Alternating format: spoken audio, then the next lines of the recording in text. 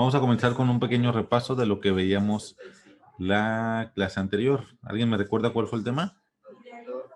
El tema de la muestra, ¿no? Los tipos de métodos. Ajá, tipo de muestra. El pro- Muy bien. Había dos tipos. ¿Cuáles son esos dos tipos? el probabilístico y el no probabilístico, ¿no? Probabilístico y no probabilístico. El método probabilístico, ¿qué características tiene? Eh, es representativo y las posibilidades de eleccionar a ciertas personas, ¿no? Así es, el método Mm. probabilístico es mucho más representativo para la población y le da a todas las personas la misma probabilidad de ser elegidas y participar en el estudio. En cambio, el método no probabilístico, ¿qué características tiene? De que el investigador solo toma su trabajo, ¿no? O sea, no contempla a personas, él solo agarra el tema que va a investigar.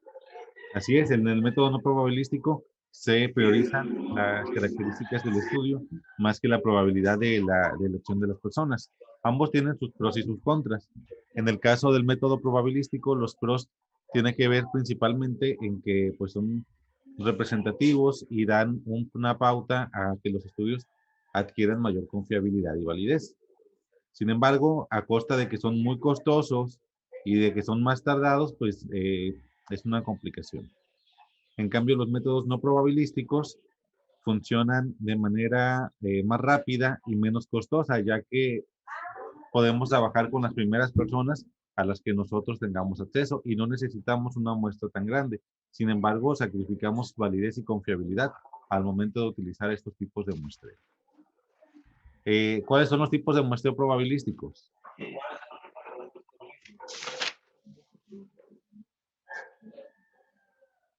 El sistemático y conglomerados, ¿no?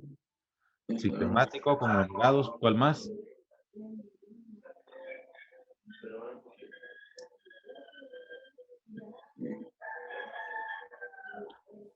Buenos días, profe. Hola, Simples y estratificados, ¿no? simple y No estratégico. era. Tenemos cuatro tipos: muestreo aleatorio simple, muestreo aleatorio sistemático, muestreo aleatorio por estratos y por conglomerados. Bueno, pues las diferencias son, son mínimas, todos son aleatorios y pues a todos les otorga a las personas la misma probabilidad de ser elegidos. ¿Y los métodos de muestreo no probabilístico cuáles serían?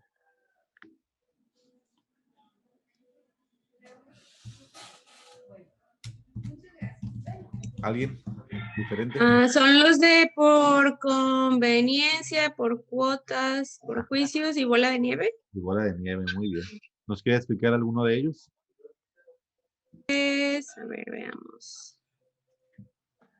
El de por conveniencia está conformado por sujetos fácilmente accesibles y presentes en un lugar determinado y en un momento preciso. Muy bien, perfecto. ¿Y el de bola de nieve, cuál sería? ¿Alguien que nos quiera compartir?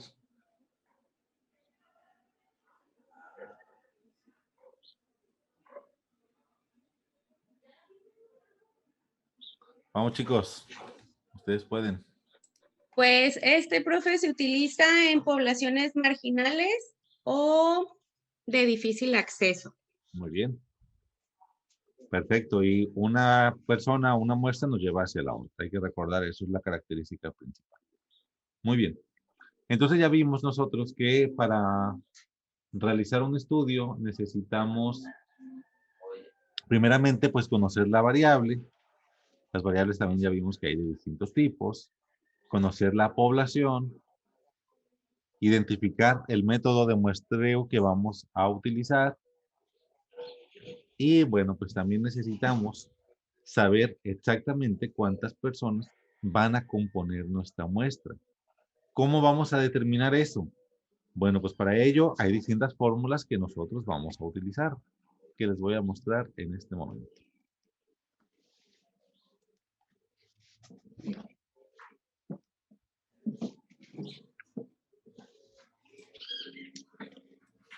¿Te alcanzan a ver bien?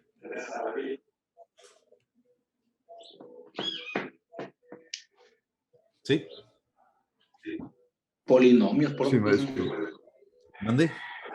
ya pasan matemáticas, buenas matemáticas.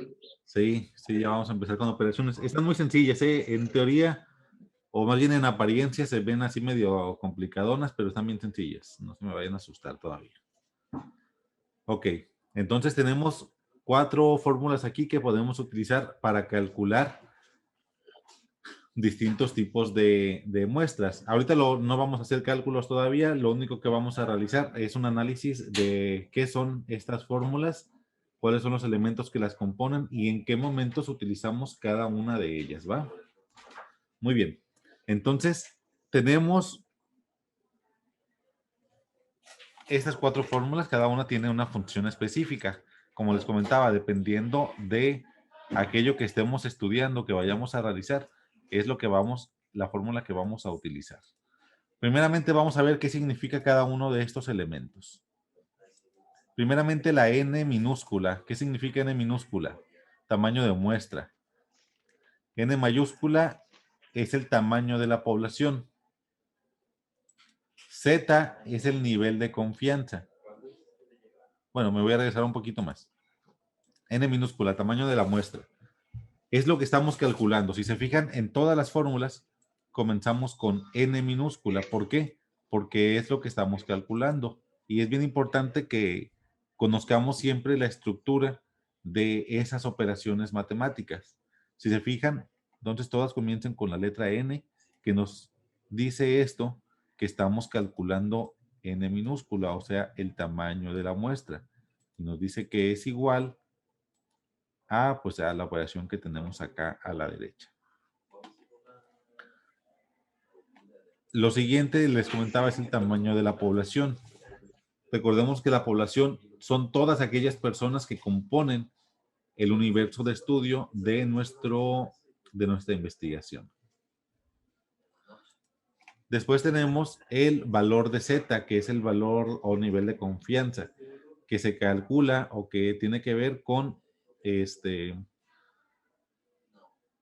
el nivel de confianza que nosotros le vamos a otorgar a nuestra fórmula, a nuestra muestra. Ese nivel de confianza está relacionado a valores ya estandarizados. Después tenemos S al cuadrado. S al cuadrado es la varianza. La varianza es un tipo de medida de dispersión que utilizamos para determinar la variabilidad de un fenómeno dentro de una situación muy específica.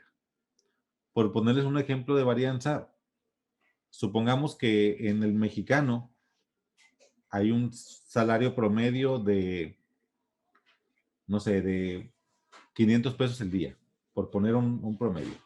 ¿Dónde para ir a trabajar? Bueno, es un ejemplo, ¿eh?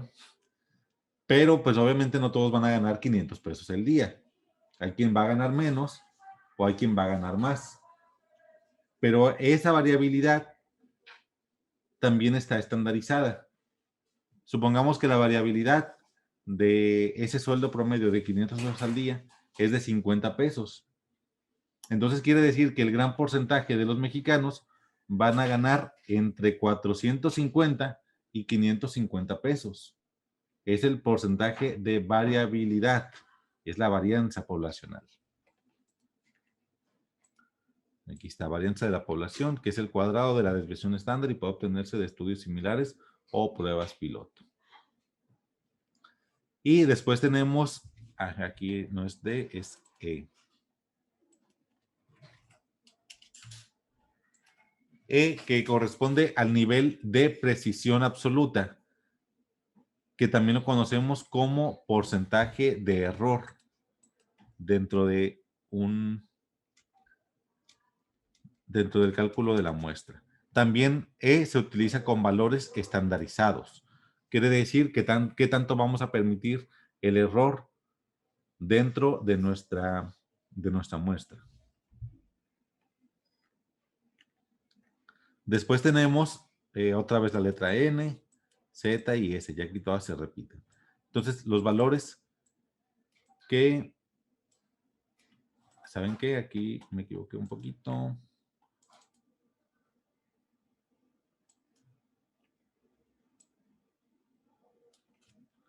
Esto se lo vamos a quitar.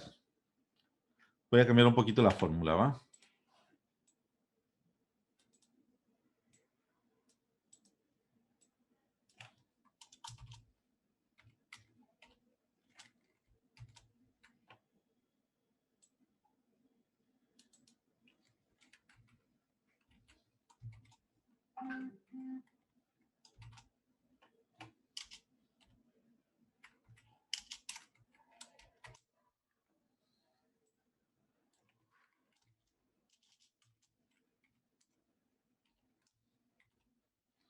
Listo, ahora sí ya.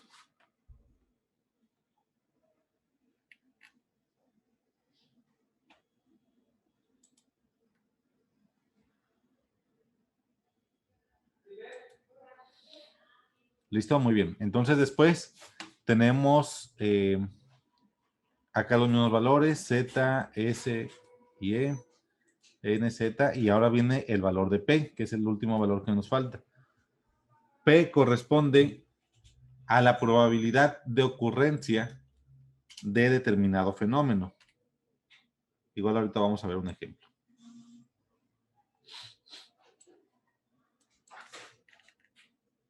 Aquí está P. Proporción aproximada del fenómeno en estudio de la población de referencia.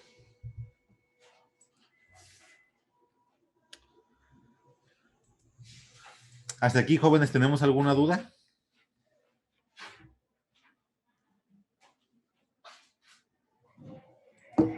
No, bueno. Igual ahorita conforme vayamos explicándolo les va a quedar más claro. Estas dos fórmulas, ¿qué tienen en común? Tienen en común que tiene la letra S, que significa la varianza poblacional. Y estas dos fórmulas no la tienen, pero en cambio tienen la letra P. Entonces, estas dos fórmulas se utilizan para variables cuantitativas.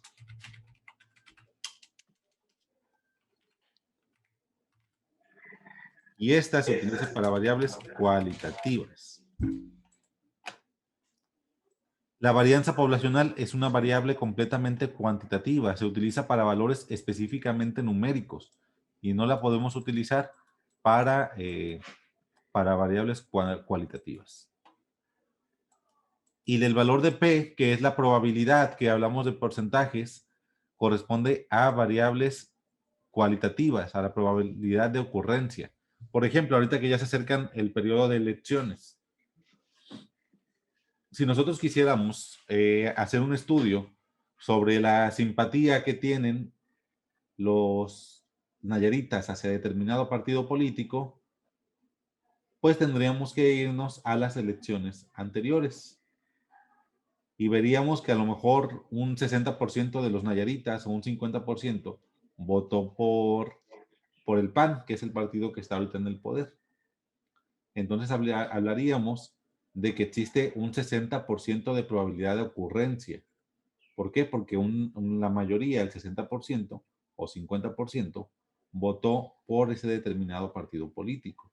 Entonces, esa es una variable completamente cualitativa, la preferencia política. Muy bien. Y entonces, si nuestra variable es cuantitativa, utilizaremos una de estas dos fórmulas. Si nuestra variable es cualitativa, utilizaremos una de estas dos. Y ahora, ¿cómo sé si debo utilizar esta primera fórmula o esta segunda fórmula? Bueno, vamos a observar que estas dos fórmulas de arriba tienen algo que las de abajo no tienen, que es la letra N mayúscula, que corresponde al tamaño de la población. Entonces, si yo conozco el tamaño de la población, voy a utilizar una de estas dos.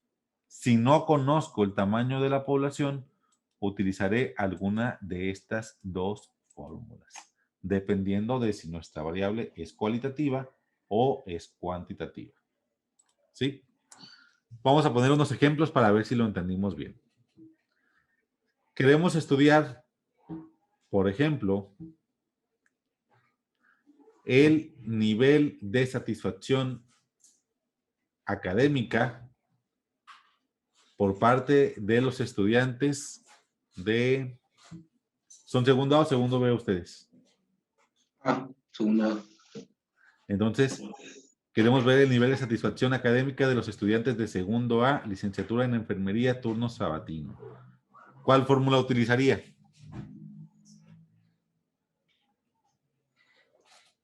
Primeramente determinemos la variable. ¿Es cualitativa o cuantitativa? A ver, espérenme un poquito, déjenme ponerle aquí una numeración para que sepamos de cuál estamos hablando. Esta es la primera, esta va a ser la segunda.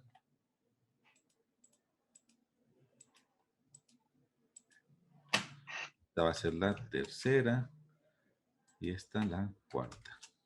Muy bien. Entonces, primera, segunda, tercera y cuarta fórmula. Ahora sí. Primeramente la variable, que es un tipo de variable cualitativa o cuantitativa. Nivel de satisfacción escolar.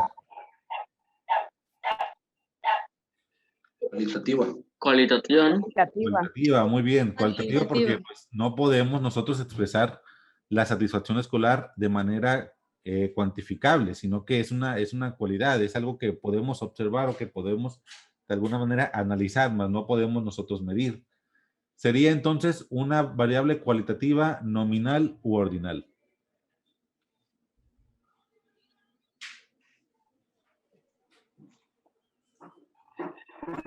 ¿Qué dicen? Nominal, ¿Por qué nominal y Manuel? porque no lleva un orden. Va así. Sí va podría tú. llevar un Puede orden. ser con orden. Ajá. Sí podríamos ponerle un orden, podemos hablar de una satisfacción baja, media y alta, por ejemplo, dependiendo de qué tan satisfechos se sientan. Y si no, Verlo así. Si no, pues a ver, tú dinos cómo lo podríamos poner. bueno, pues ya cuando está en la tabla. Sí, o Está podemos bien. ponerlo solamente como satisfecho o no satisfecho y entonces sería nominal. Ordinal. Ajá, dependiendo del tipo de respuestas o de categorías que utilicemos. Muy bien, entonces ya comentamos que es una variable cualitativa. Entonces está entre la 3 y la 4. Ahora, ¿conocemos el tamaño de la población? Sí, no, somos nosotros, somos 27. Son 27, entonces sí conocemos el tamaño poblacional, por lo tanto la fórmula que podemos utilizar Tercera. corresponde a la 3. fórmula número 3. Está bien sencillo, ¿verdad? ¿Ya lo entendimos? Muy bien. A ver, vamos con la siguiente. Otro ejemplo. Queremos estudiar el consumo de calorías diarias en los habitantes de una colonia de Tepic, de una colonia en específico, de la colonia, no sé, Tierra y Libertad. El consumo de calorías diarias en los habitantes de la colonia Tierra y Libertad. Ahorita con el INEGI es bien sencillo obtener información sobre quiénes viven en las colonias. Así que, bueno, dados esos datos que tenemos, ¿cuál fórmula utilizaríamos?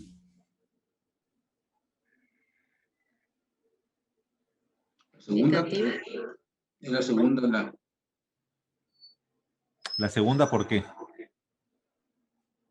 porque es cuantitativa y no sabemos el tamaño de la muestra. Sí podemos, no, el tamaño de la muestra nunca lo sabemos, lo vamos a calcular. El tamaño de la población, sí lo podemos saber, si hay registros por colonia de las personas que viven ahí. Ok. Entonces sería la primera. Entonces sería la primera, así es. A ver, vamos con otra. Queremos saber la escala de dolor o el nivel de dolor con el que ingresan los pacientes al área de triage durante 3 días consecutivos. ¿Cuál fórmula utilizamos? ¿Alguien más que no sea Imanol ni Gracie, por favor? Cualitativa. Cualitativa, ¿cuál? ¿La 1, la 2, la 3 o la 4? La 4. ¿Por qué la 4, señorita? Porque no conocemos el tamaño de la población que ingresa a triage. Así es, no podemos saber exactamente cuántas personas van a ingresar, eso es imposible, pueden ingresar 5, pueden ingresar 50. No sabemos cuántas personas van a ingresar y es una variable cualitativa, ya que pues definitivamente el dolor no lo podemos contabilizar de manera directa. Muy bien, vamos con la siguiente. Queremos estudiar el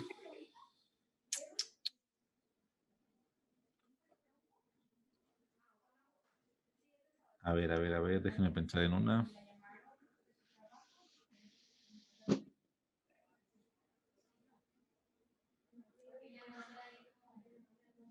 Queremos estudiar